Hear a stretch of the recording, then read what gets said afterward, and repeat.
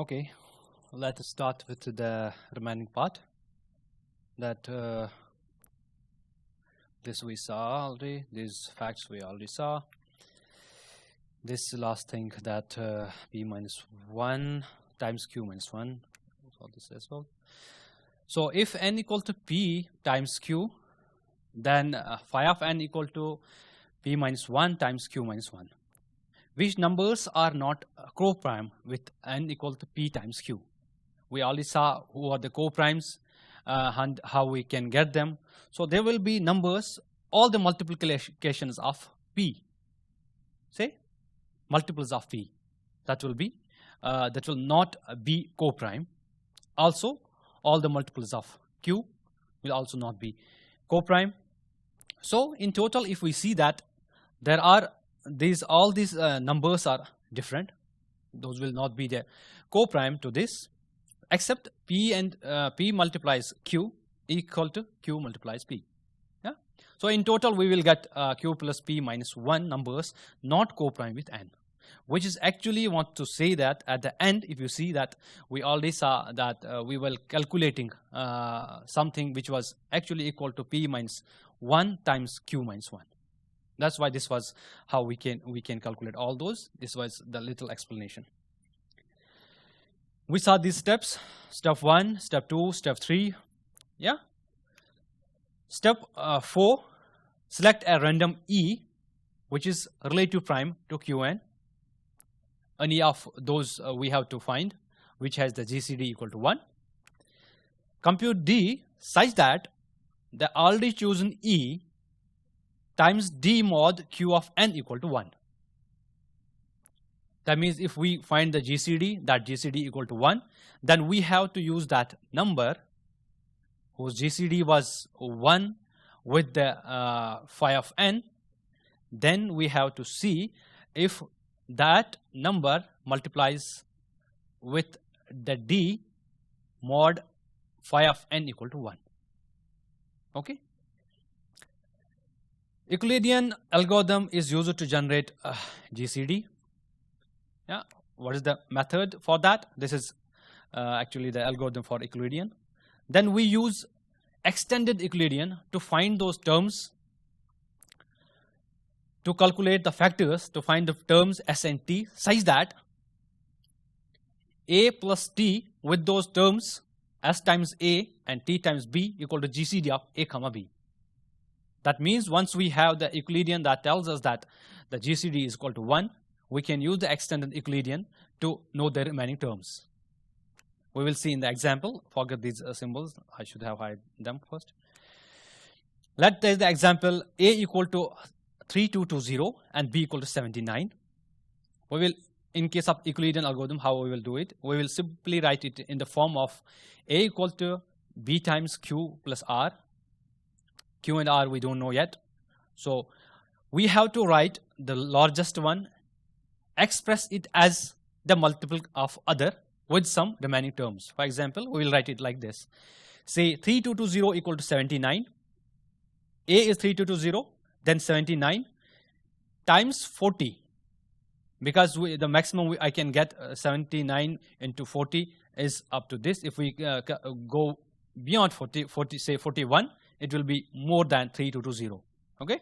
The remainder is 60 that I added there. Yeah. In the second step, what I will do with other two terms, say 79 and 60. Forget about 40. That is just a multiplication. Yeah. Now what will I do? I will take this 79. I will do the same as I did with the previous term. I have to express 70 in terms of, say, 60 times something, and if there is remainder, it will be 60 times 1, that is 60, and remainder of 19. Same I will do until I will get 0 or 1. Once I get the 0, that means I cannot go further to this. That means the previous term, the remainder of previous term is the LCD, GCD of that. Yeah.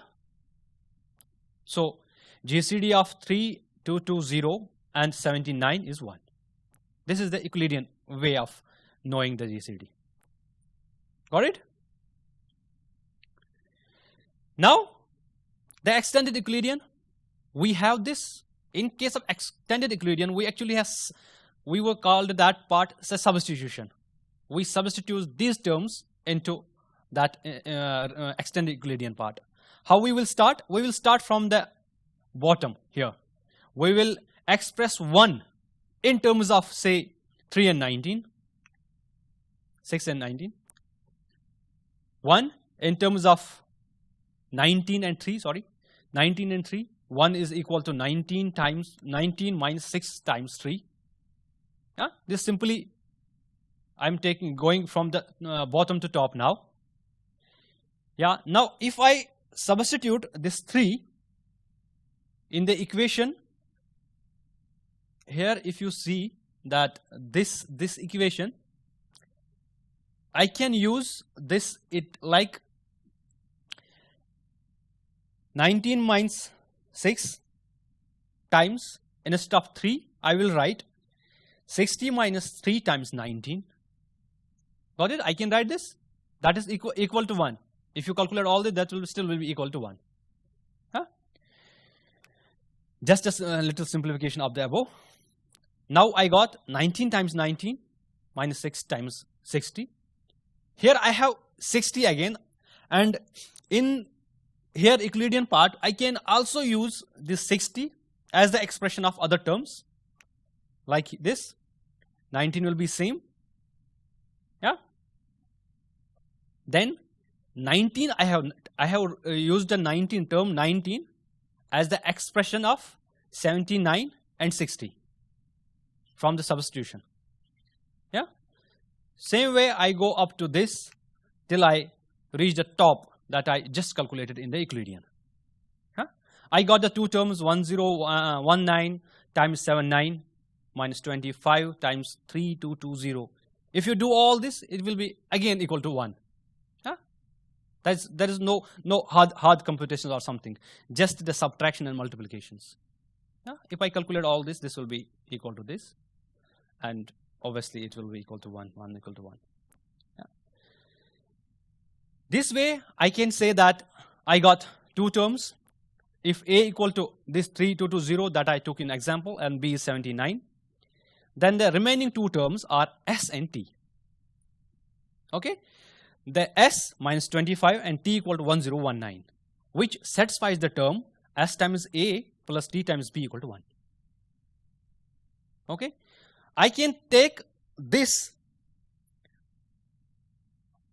T as the value to D so that I can show the expression that was asked me to show in the previous step. We'll see here. This is the same. Phi of n was 3220 and say E was 79. Then we have shown the GCD between E and phi of n equal to 1. Yeah, we will take one more example, little say a very easy example to understand that. Equal to 1. Then D, which we choose 1019, it was that value which satisfies E times D mod phi of n equal to 1. Yeah.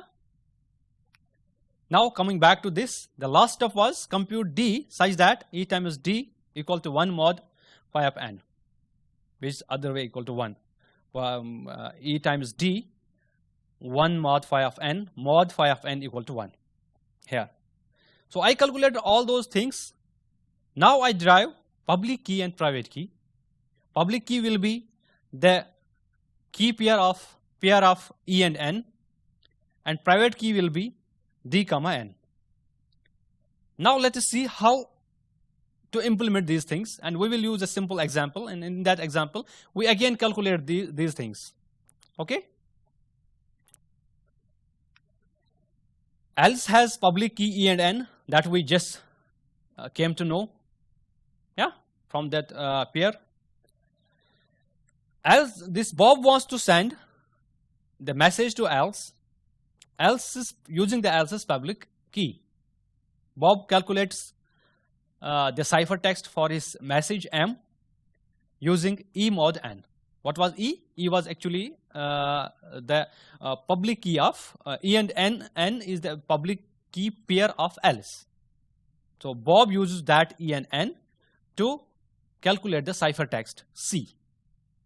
Then we assume that this M is greater than 0 and obviously less than N. Then Bob sends that same thing to the Alice. Alice uses his own private key to calculate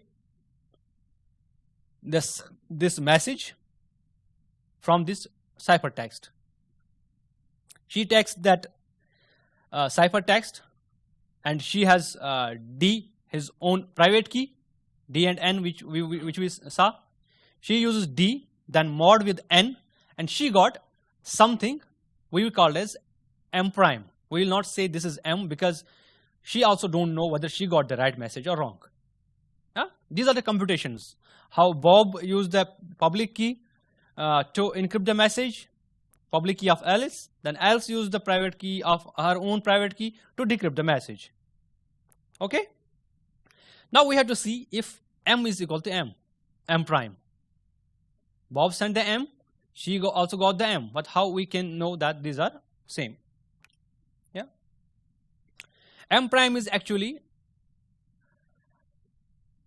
ciphertext of using Alice's private variables, private key variables. Those are D and N. Yeah. We can write using the substitution method. Instead of writing C to the power D mod N, I can write M to the E mod N to the power D mod N. I can write this because this ciphertext was initially this. Okay. Then second step, I can write this as M to the power E times D mod N, because again the simple math, A to the power X and whole to the power Y is equal to A to the power X times Y. Okay, modular calculations. Now, second thing that I can write this term as M to the power 1 plus K some number times phi of N mod N. How? Because I already know E times D mod phi of N equal to 1.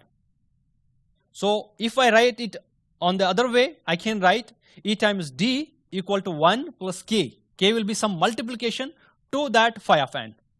So simply I substituted that here. Second step, simply this is very simple, that I can write it as M times M K times phi of N mod N. Simple. Now this I can write, separating these terms, I can write M times M phi of N mod N times K. Clear? Now the last thing, using the Euler actually says, I have written in the green here, that if we have something to the power phi of N mod N, that's equal to 1. So I use that thing to write M times 1 to the power K. That's actually equal to 1, because M times 1 times K, 1 K times 1 to 1 to 1 will be 1 only, and M times 1 equal to M. That's equal to M. Hence we got that M is equal to M. Why it's not working? Okay, we reached here. Okay, this was simple. If M is here. Okay, modular exponentiation is saying that if we have M E times, that's simply M times M times M times M times up to E. It can be written as like this. Assume E is represented in binary, then we will be having E to the base key minus 1, E to the base key minus 2, yeah, so on. And we have, if we expand it into K bits, we will simply be having E equal to 2 times to the power key minus 1 and E to the base key minus 1, and so on till 2 to the power 0 e to the base 0. Yeah, these are actually modular exponentiation. This is same, you can see this as well. Now again a modular exponential example. If we have to do 3 to the power 12 mod 17.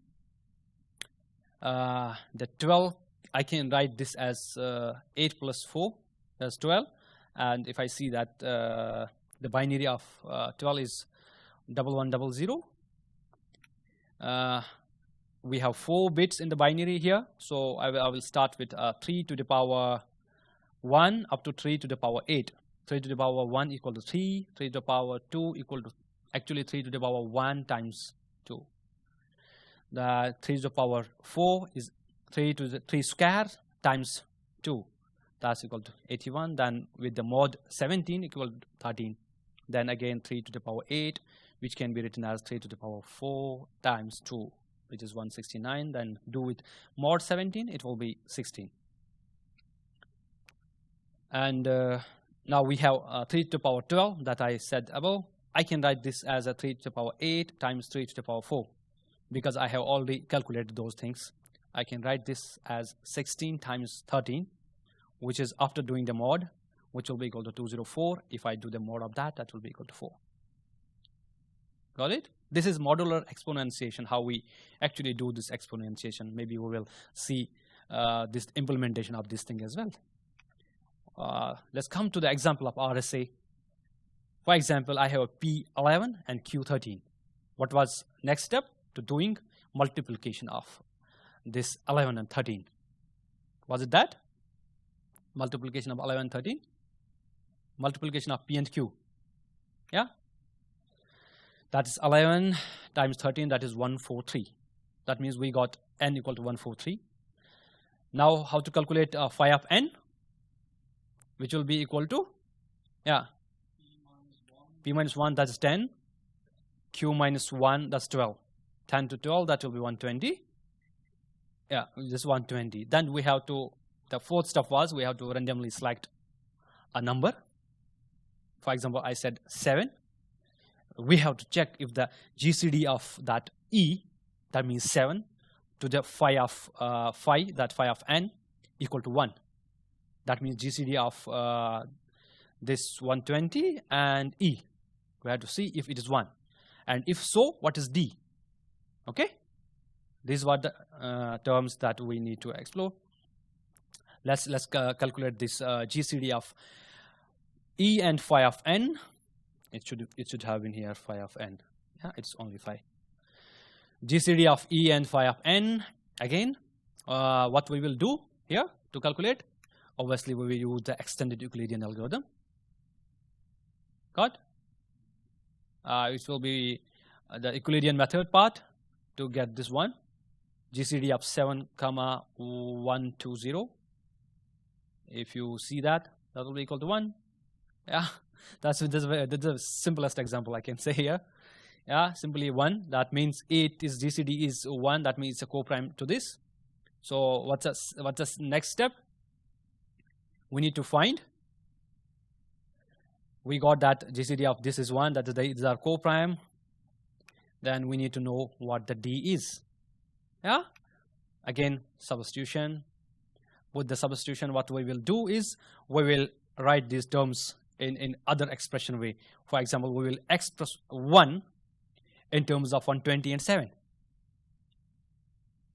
Huh? Yeah, we can write that is like this. 1 equal to 120 minus 17 times 7. Yeah. And what's the next step? Here, substitution. 120 is nothing but the phi of n. Clear? And minus 17 times 7. 7 is actually E that we have chosen. So I can write this as 17 times E mod to the phi of n equal to 1. Yeah? The conclusion here is we got the D. D we got minus 17 mod phi of n. So D equal to minus 17 plus 120, that's equal to 103. So we have to confirm that we got this 103 whether it is the value, correct value that we will already got. Yeah, you can check it, like if we have 103 times 7, that is equal to 721, and which can be expressed as 6 times 120 plus 1. Yeah, all the steps we got d value as well, we got p and q, we got n. Now we will see my message is 5. I want to send 5 to else. Yeah, then I need to calculate c. How I will calculate c? C will be m to the power e mod n, that is 5 to the power 7 mod 143. Got it? If I change that into 7 into binary, that is 111. So we must calculate the terms m, m2, and m4. Got it? All calculations are done with the mod 143. Why 143? Because n is equal to 143. For m equal to 5, m is 5, m square is equal to 25, m4 equal to 25 mod 143 equal to 53. If we calculate all these, we come up with mod 143. That means the ciphertext of m, which was 5, will be converted into 47. The ciphertext of 5 is 47. Yeah? We got c as 47. Now we send this c, the 47, to Alice. Now from else calculated m prime, from c to the power d, because she has private keys d and n, c to the power d mod n, that's actually 47 times 47 to the power 103 mod 143. 103, if you again do it in say binary, so we must calculate from C1 to C64. Yeah, all those terms we have in this. You got it? Till now it's clear? Okay. All calculations again done with the mod n. That is mod 143. C was 47, C square, rest terms. What we need to do to all those terms? We will multiply all those terms with the mod 143. If you calculate all those terms and multiply them, and with the mod 143, we will get 5. That means the 5 that Bob said to else, she calculated m prime, and the m prime was same as 5. Got it? Yeah.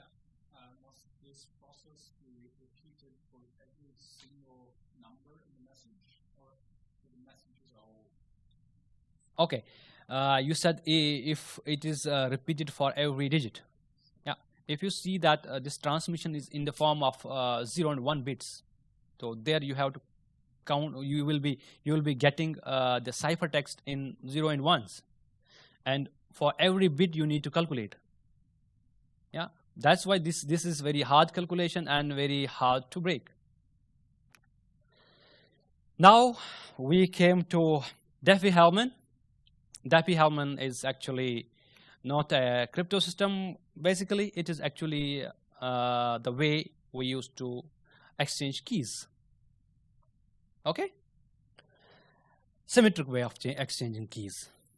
Keys are used for symmetric crypto system. Both parties end up with the same key. It actually makes sure that both the parties will get the same key. Diffie-Hellman. We will see how it achieved that. Based on actually parameters modulus q is prime, and base a, alpha.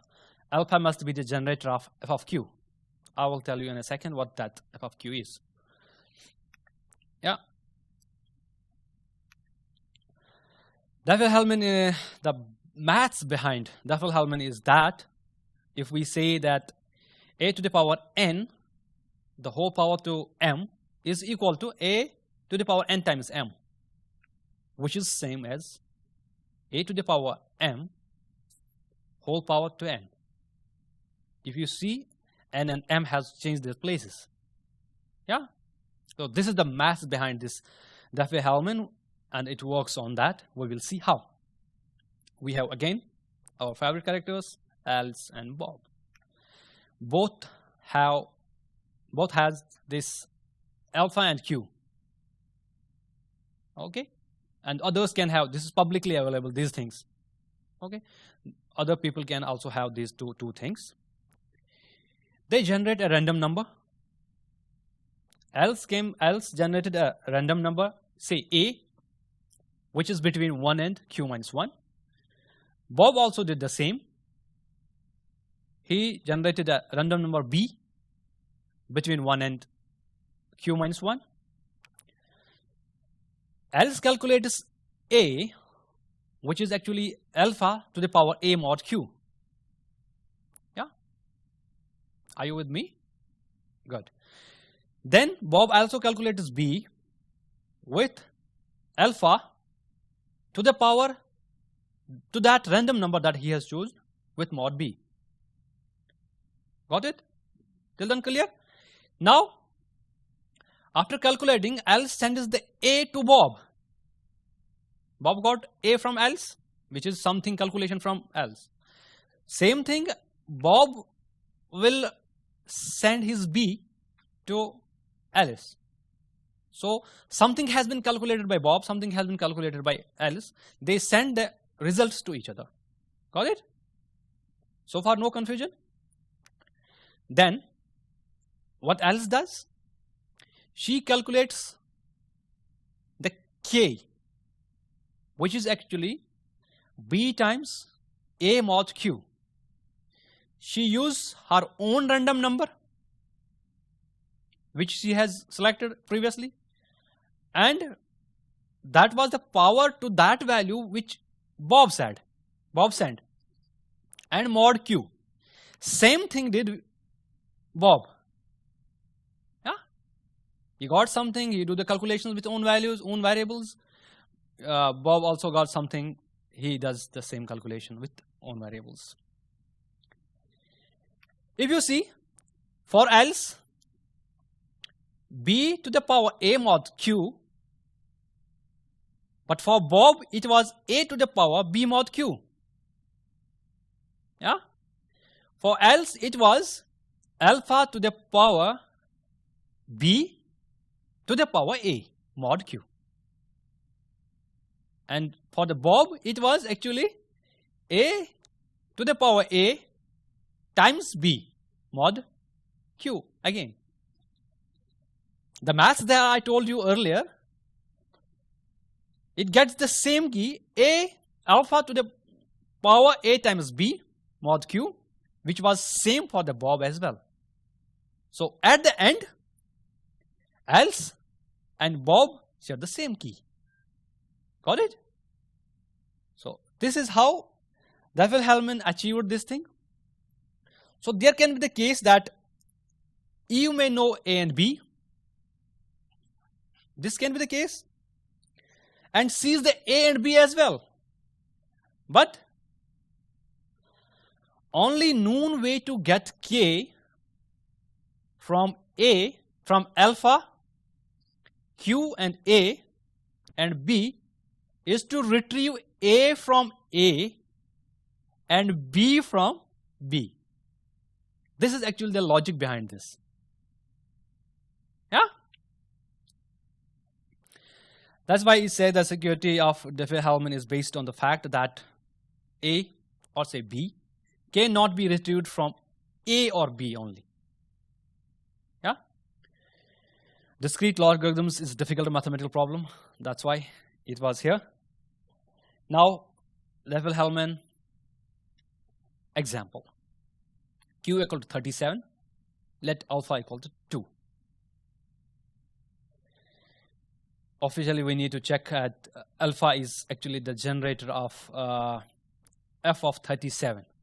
That means if we raise the powers to this value 2, it should be between 1 to 37. That's why this was all. This is written in MATLAB. This is simple 2-line code. You can see if you write these 2 lines code, you can see the different values for this f. Huh? else randomly selects A equal to 15. Okay, we have assumed Q equal to 37 and alpha equal to 2. Else randomly selects A equal to 15 and calculates A, which will be alpha to the power A mod Q, which is nothing but the 2 to the power 15 mod 37, which is 23. Yeah? Again, you can use the MATLAB for this calculation, or you can use the normal calculation, you can do it. Bob randomly selects B21 and calculates B equal to alpha to the power B mod Q, that is 2 to the power 21 mod 37. For else it was 2 to the power 15 mod 37 and she got 23, and here 2 to the power 21 mod 37, Bob got 29. Bob receives A equal to 23 from else and calculates the K. What he receives? A times what he did, A times B that he has already selected, mod Q, which is 23 times 21. 23 he receives from else and 21 he has owned, mod 37, which is equal to 6. And if else calculates, the same value will be for else as well. Okay, so this shares the key 6. This was Diffie-Hellman, all about Diffie-Hellman and maths behind it. Now we came to what we call as signatures. As we saw that in asymmetric cryptography, we use that for confidentiality. We send a message, this message should be very confidential, no one else should alter it in between, you should not get access to it. This here can also be used for integrity and authentication. Apart from confidentiality, we can also use it for integrity and authentication. Integrity, you know that it makes sure that message has not been changed in between. That's integrity. Whatever the people are in between, they can see it, but they cannot change it. Authentication, that if I receive the message from Bob, I should make sure that it's from Bob only, not from Eve, not from Carol. Okay, that means from the correct person.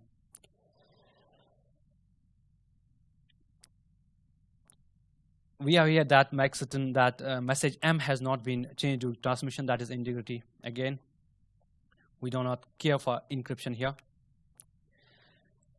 So if we do the hash of that message, we get the message, we calculate the hash, that hash is not broken, we send the hash with the message, and Bob calculates the hash again. If the hash, calculated hash and the sent hash was same, he gets to know that message has not been saved. Message has not been altered. Yeah, message has not been changed in between.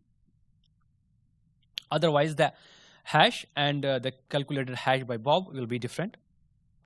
So here, else sends the message and its hash both concatenated to the Bob. Bob receives from else, calculates h prime, which I said. Then he checks if h is equal to h prime. Then if hash, calculated hash is equal to the new hash. Yeah? If so, the message has not been changed. There can be, EU can come in between, she can change the hash as well.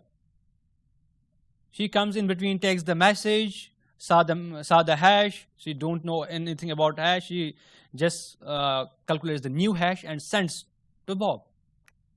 Yeah? Here, she will get the same thing, but that will be actually altering the message, altering the hash again, and the other people who need to access this get the wrong message. But the thing is, here we need to protect the hash as well.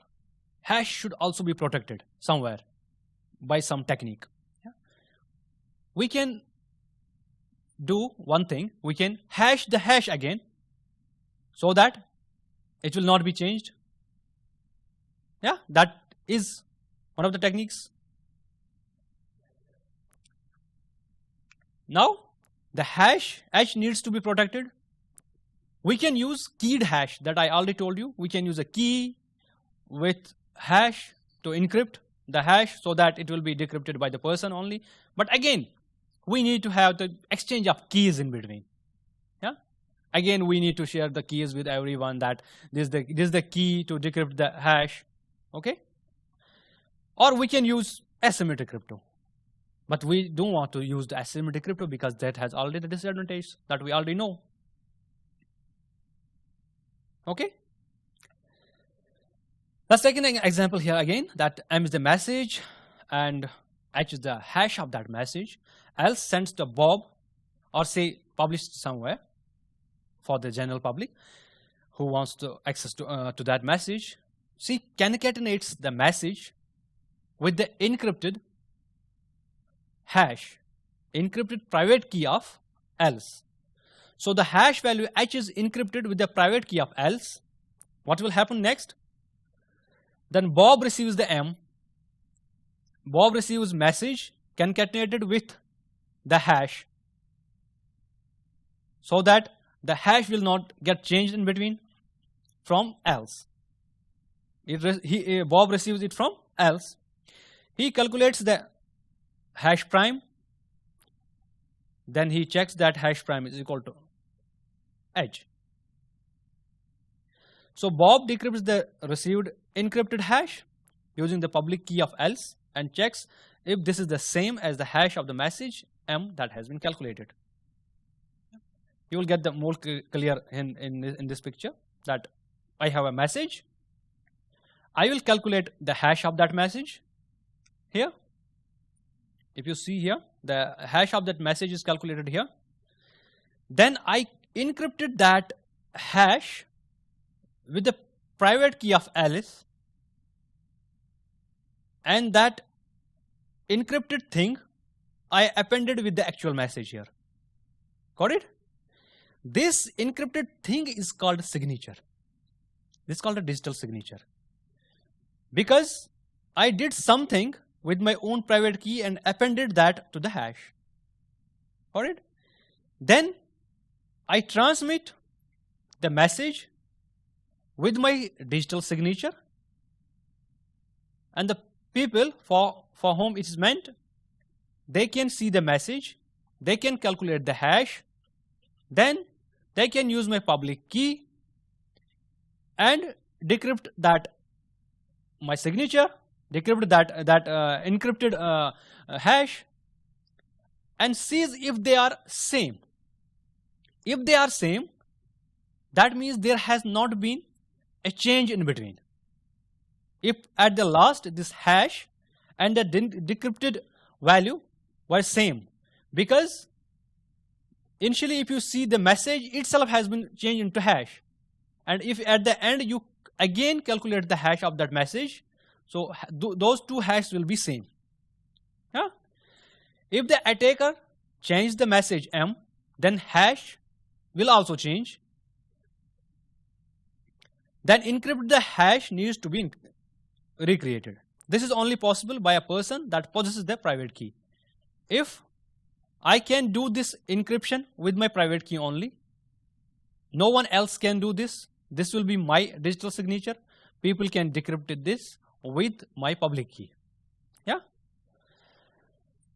Then Bob can now check that I already said. Bob can now check that the message has not been changed during transmission because those two hash values will be same. Yeah. Bob can now, this is the same. Moreover, Bob can also check whether this message comes from else, because there will be the signature of else.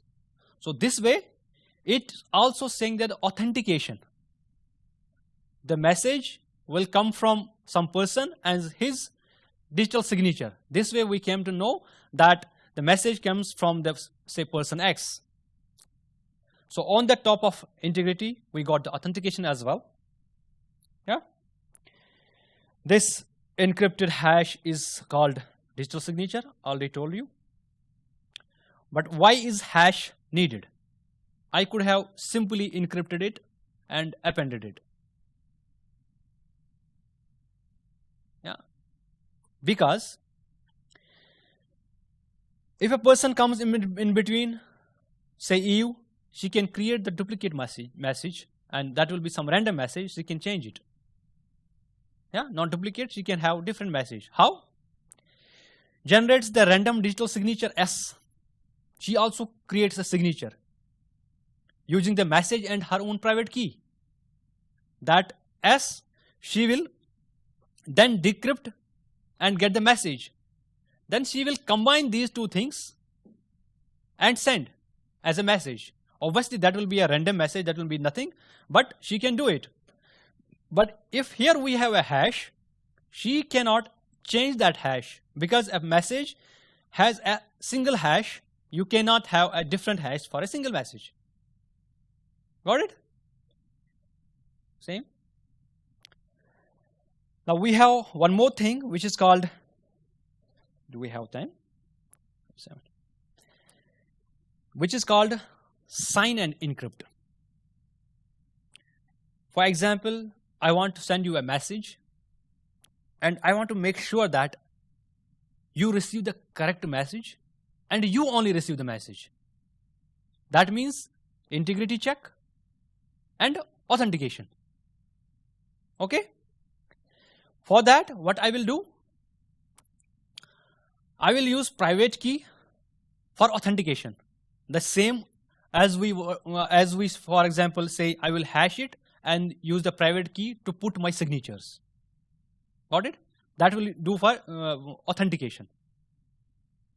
Everyone can see that this message is from Mudassir, and that they cannot change that signature, because only I can put that signature, because that's my private key. Public key, receivers for confidentiality. For example, I will send a message, I will write a message, I will add my own signature to it, then I will use your public key to encrypt it, so that only you can decrypt it. You got it? Very simple. This way, this is called actually sign and encrypt, which achieves both authentication and confidentiality. If Bob wants to send a message, this is the same. What we'll do, sign message with Bob's private key that I just said to add the signature. So M will be concatenated with the S. S is actually the signature, that is actually encrypted hash and that message. Then encrypt the result with Alice's public key. Only Alice can see that. Yeah? More bits about this sign and encrypt here. For example, there's a message and Bob wants to send this message to Alice. Okay? What will Bob do? He will use his own private key to append a signature. Why? Signature? So that Alice at the end came to know that this is from Bob, because it's a Bob's signature. Bob's private key. Then, using one-time session key to decrypt the message. For example, is the session key that is used to decrypt the message. I got the message as it is decrypted. Then I use Alice's public key and one-time key. I use Alice's public key to encrypt this session key and append it to the encrypted message. Why? Are you here with me? Are we losing the track? Let me repeat it. We have a message, simple message, and Bob wants to send this to the Alice, and he also wants to say that this is my message, and only you are supposed to see this. You can only see this way. Message here, he uses his own private key for the signature. That is the signature here. Yeah. Then he used the session key to decrypt the message. This session key should reach to the Alice as well, so that she will decrypt it. But how will it reach safely to the else? I will use else public key to encrypt it. Yeah. Then I will encrypt it and append to the encrypted message. Then what will happen at the end? Else use her private key to decrypt the session key first, then use the session key to decrypt the message. Okay? If EU in between comes or anyone else, they cannot use the session key because it was encrypted with else's public key. Okay? What if I want to send the Carol the message? What I should have done? Yeah?